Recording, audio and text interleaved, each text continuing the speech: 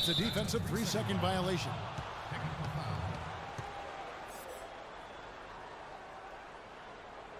Last season for Chris Paul, another strong season, yet quite a year for him in terms of media hype. He was as strong as ever on the court and off the court. And that's a great point. You know, he did kind of fly under the radar. It's hard to imagine a first-team Hall of Famer in the future could do that, but a lot of it had to do with Steph Curry kind of coming on to the scene, splashing on the scene, if you will. But he is still one of the top point guards in our league. Allen. The wing jumper off target. Clippers trail by 3. Paul goes in. No good. He has missed 3 of his 5 attempts this game. Allen kicks to Randall. And he stops it. What a pass to set him up. Oh, he's just dangling from the rim after sending it through there. You can see which team now has the swagger, Clark, right now. Yeah, it's with them. And, guys, that swagger can backfire because you don't want to get your opponent a little too riled up. You know, for Paul, you talk about the lack of talk about him last year. Very quietly came close to the 50, 40, 90 club. Yeah, good job to take it right at the knee. Yeah, really left him no choice there, Greg. I mean, he had to foul and keep him from converting the easy bucket.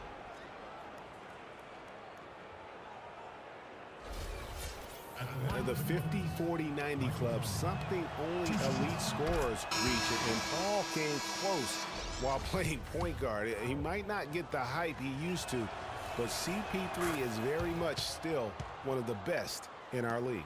Barnes, who's checked in for the Grizzlies. Probably as close to a sure thing as you can have at the free throw line. The drive by Smith, and it's good. Fought through contact, hits the shot. He'll go to the free throw line. How about that one? Able to maintain control and finish the play. Yeah, we call that playing through the whistle. You know, he didn't give up on it when he heard the whistle. He kept his focus, his concentration, and he found a way to get the shot up and down.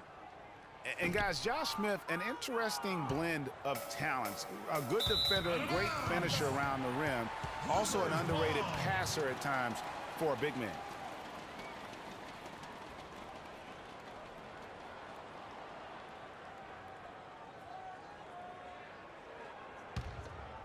Clippers trail by 5.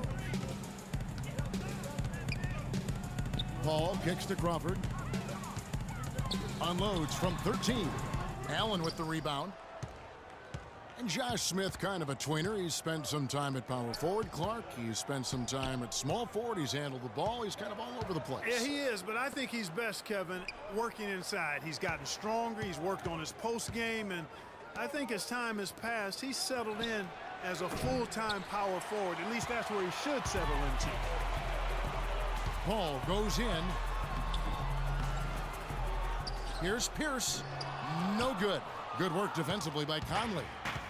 Looking at Los Angeles, they took the win in their last game against Houston. How about the energy level defensively in that game? I mean, they made finding an open shot a very difficult task for their opponents. And it wasn't just in the half court. I mean, I thought they were excellent in transition defense as well. They didn't give up any easy baskets because they always had good floor balance and got back after the miss. Assist from Tony Allen.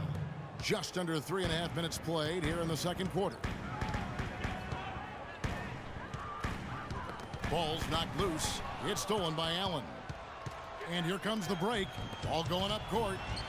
And there's Barnes. That's good on the assist by Conley. Conley's got 5 assists tonight. And that's how the coach would draw it up on the fast break from start to finish. Yeah, and what a finish it was, guys. Really nicely done. Paul passes to Smith. That's tipped. Crawford. And he was fouled on the way up. 2 free throws now for him. Boy, for Jamal Crawford, guys, it's been a really good career. Not many guys can maintain his level of quickness after 15 years in the league. I mean, but last season, he finally started to show a little wear and tear. And back to Crawford last season, he was down in field goal and three-point percentage.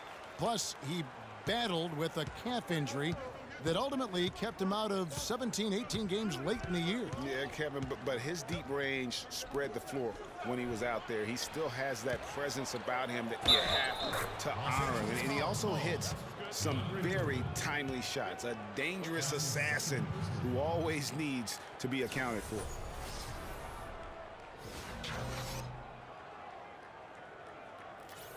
And we know the Marc Gasol was one of the most sought-after free agents this past summer. Clark, all along, most figured he'd be back in Memphis. Yep, a winning team, max dollars. And don't forget now, he went to high school in Memphis while his brother Powell played there. He's where he belongs. Marc Gasol, a first-time All-Star starter last season. He and his brother Powell both starting in that game. The first time that's ever happened in league history, and having both those guys go head-to-head. Paul dishes to Crawford. Outside Jordan. Jordan the screen. Paul kicks to Smith. Shot clock at 6. Here's Pierce. Yes, and it's Smith with the assist that time. 8 points for Paul Pierce. Oh, listen, no doubt you could argue Marc Gasol is the best center in the league right now. I mean, this guy does it all. Defends, rebounds, passes, scores. I mean, he's also a great teammate. They all love him. And to me, that matters in the big picture. When you're talking about developing chemistry and trust, sometimes the difference between winning and winning it all is whether or not your teammates like you. And the Clippers have possession. It's a 10-point game. Their next game is at the American Airlines Center in Dallas for a game with the Mavericks. And that'll be the first of a 2-game road trip for him. Smith wide open. He fired. And it's the Clippers scoring again. And now he's taken a solid opening in the quarter and built on it here in the second. You know, you work hard all season, Greg, to try and get into the playoffs and get a favorable first-round matchup. How about the Clippers last year? Followed those steps. They're rewarded with the first-round matchup against the defending champions of the league, the San Antonio Spurs. And not only were the Spurs the defending champions, but they came in playing terrific basketball down the stretch, which is kind of what they are noted for. And the Clippers, though, did well, even though that was the case. Ball against Chalmers. Jordan the screen, and the wide open shot from Paul, and the 3 off target. You know, he's been off his game this quarter just a bit. Hasn't been able to get a whole lot to go so far. Lee passes to Barnes. Off target from outside. Well, it was the Memphis Grizzlies in their last game, a loss to the Utah Jazz.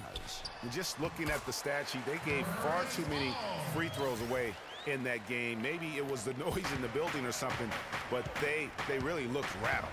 Well, Greg, I don't know if it was the biggest reason for that loss, but all of those misses from the stripe clearly had an impact on that game. Lee against Redick. The open shot by Paul. And Lee pulls it down. You almost have to assume he's going to knock those down when he is that open. Courtney Lee is on the wing. And Chalmers kicks to Green. Barnes dishes to Green. And the foul called on Blake Griffin. That'll be his second foul of the game. Rivers, he's checked in for Chris Paul. Memphis also making some changes. Brandon Wright's checked in for Gasol. JaMychal Green comes in for Green, and it's Carter in for Barnes.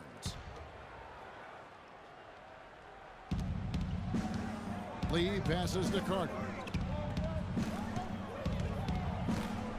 Right inside, guarded by Jordan. 4 on the shot clock. And here's Chalmers from the arc. It's hauled in by Los Angeles. Kicks it to Rivers. Goes up at the stripe. His shot is good, making him a perfect 2 for 2 from the floor. Boy, they're getting into a real groove from inside the three-point line, knocking down those mid-range jump shots. 8 of their last 10 have come from the mid-range. Out of bounds, the Clippers take possession. Quick hands and the ability to anticipate the opening to create a turnover, so valuable, especially for a guard, as we see 2 tremendous talents with their ability to steal that ball away. You know, and John Stockton, the only player to have cracked the 3,000 barrier in terms of career steals. You ask the fans about Stockton, and it's his passing they'll remember. But if you ask the players he's played up against, they'll tell you it's his defense that was just as sharp. And that's 10 straight off of the mid-range. I like the grade, Greg. They're picking their spots and finding holes in the middle of that defense to get those shots off. That's excellent discipline on display right there.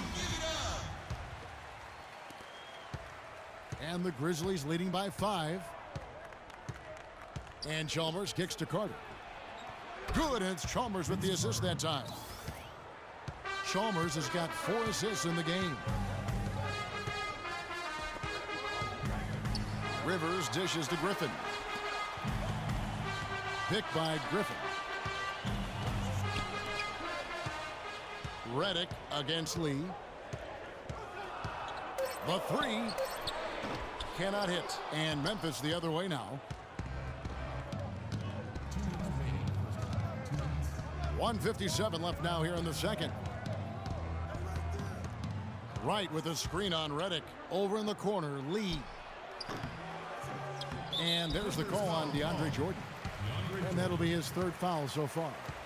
And the Clippers making a change here. Smith has checked in. The Grizzlies also making a change. Randolph has checked in.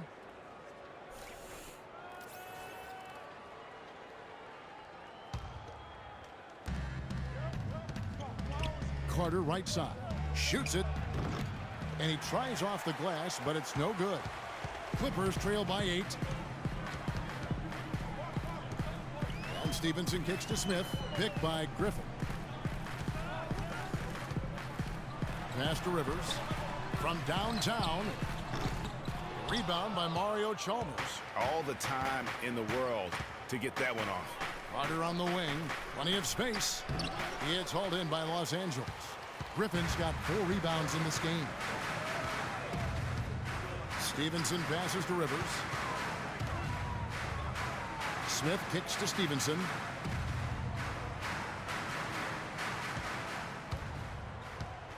Five on the clock. Pass to Redick. Launches it. Vince Carter grabs the miss. Carter's got his 3rd rebound on the night. And the shots just continue to say no in terms of falling. Randolph, a screen on Rivers. Here's Chalmers. Knocks it loose. Stolen by Rivers. I like the move to go 2 for 1 here. So do I, Greg. I mean, I agree with you. They need to get a quick look and then try to get another possession after that. Here's Smith. The stupendous finish in traffic. Smith's got 10 points in the game. And boy, has he picked it up since the start of the second. His shots now starting to fall. 4 seconds separating the shot and game clocks. And Chalmers kicks to Lee. Good, and it's Chalmers with the assist that time. He's got 6. Yeah, good-looking bounce pass to set up that one. Clark, they've been struggling here on offense. Yeah, a little bit of cottonmouth here. Dry spell for sure. Here's Rivers. The dish now to Griffin. The jump hook. No good on the shot. A bit long that time. And we finished 1 half of basketball. Grizzlies lead by 8. And now let's catch up with Doris Burke, who's standing by on the sideline. Doris? Josh, what do you need to do in the second half as a team to come away with this win tonight?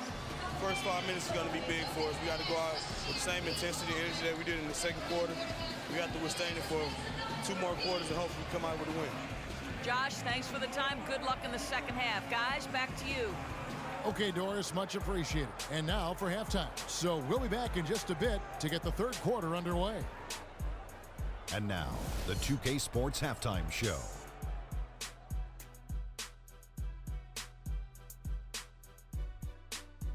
Hello again, everybody. Ernie Johnson here, joined by Shaquille O'Neal and Kenny the Jet Smith. We welcome you to the halftime show on 2K Sports.